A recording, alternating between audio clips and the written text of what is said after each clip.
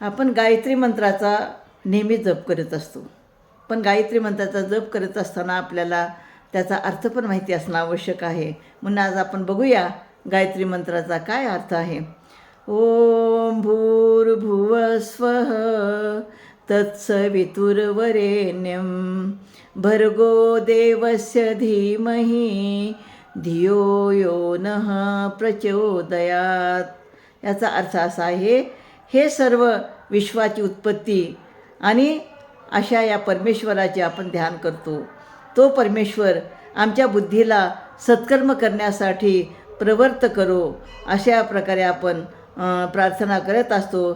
ज्यामध्ये भू, पृथ्वी, भुव, अंतरिक्ष, स्वह, स्वर्ग अशा प्रकारे सविता म्हणजे सूर्यदेव बुद्धीला प्रेरणा देणारे आहेत, ज्यामुळे मानसिक शांती, सकारात्मक ऊर्जा आणि विवेक, नम्रता, विनयशीलता आपल्यामध्ये निर्माण होते.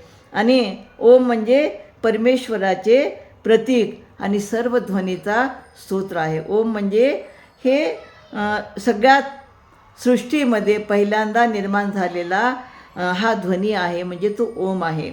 आणि ओम ह्या ध्वनीचा जेव्हा आपण उच्चार करतो तेव्हा आपल्या मनामध्ये सुद्धा एक प्रकारची ऊर्जा तयार होते. भू म्हणजे पृथ्वी, प्राण देणारा स्थूल जगत, ह्या स्थूल जगतावर आपण आलेले आहोत. भुव म्हणजे अंतरिक्ष, दुःख दूर करणारा जे सूक्ष्म जग आहे, अंतरिक्ष आहे, ते सुद्धा त्यातील दुःख दूर कर. स्वह म्हणजे स्वर्ग, आनंद देणारा.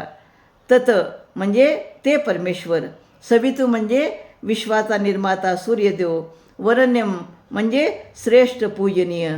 भर्गो तेज आणि प्रकाश. देवस्य म्हणजे त्या देवाचे. धीमही आम्ही ध्यान करतो. धियो बुद्धीला, यो जो, नह आमच्या, प्रचोदयात म्हणजे प्रेरणा देवो, प्रवृत्त करो, अशा प्रकारची आपण प्रार्थना करतो.